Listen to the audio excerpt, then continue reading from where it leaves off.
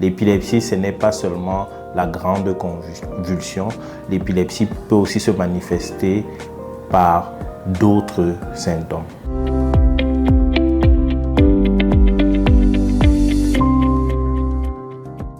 Je suis Gams Massi Daniel, je suis neurologue et épileptologue à l'hôpital général de Douala. Je suis également secrétaire général adjoint de la Ligue camerounaise contre l'épilepsie.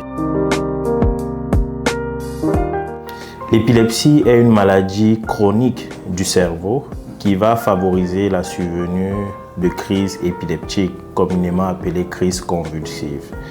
C'est une maladie qui touche environ 50 à 70 millions de personnes dans le monde et la majorité des patients vivent dans les pays pauvres comme le nôtre.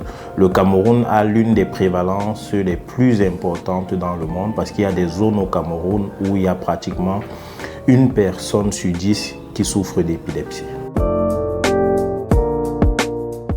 Les causes de l'épilepsie sont nombreuses. Tout ce qui touche le cerveau peut aboutir à une épilepsie, mais on va les classer selon l'âge.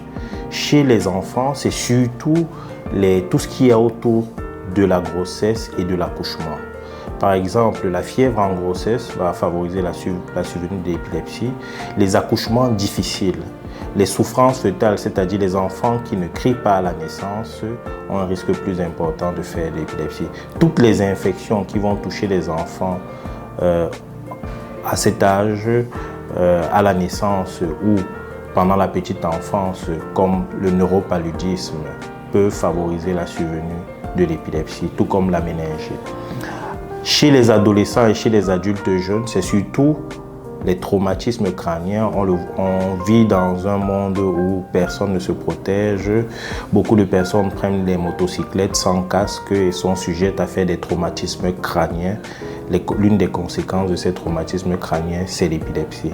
Chez les personnes un peu plus âgées, c'est surtout les AVC, les tumeurs cérébrales et ce qu'on appelle les maladies dégénératives, par exemple la maladie d'Alzheimer, qui sont très souvent associées à de l'épilepsie.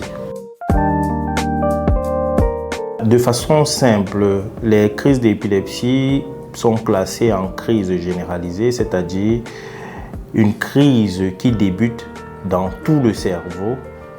C'est une crise généralisée et elle va souvent se manifester par des signes qui vont toucher tout le corps. Il y a des crises qui commencent dans une partie du cerveau qu'on appelle des crises focales et à ce moment-là, les crises vont souvent débuter par une partie du corps. Mais ce qu'il faut savoir, c'est que les crises peuvent se manifester par des mouvements. C'est ce qu'on appelle des crises motrices, vulgairement appelées convulsions. Mais les crises aussi peuvent se manifester sans mouvement. Par exemple, une personne qui perd de façon brève la conscience, c'est une crise d'absence, il n'y a pas de mouvement, mais c'est aussi une crise d'épilepsie. Pour vivre avec l'épilepsie normalement, c'est d'avoir une bonne hygiène de vie comme pour toutes les maladies chroniques.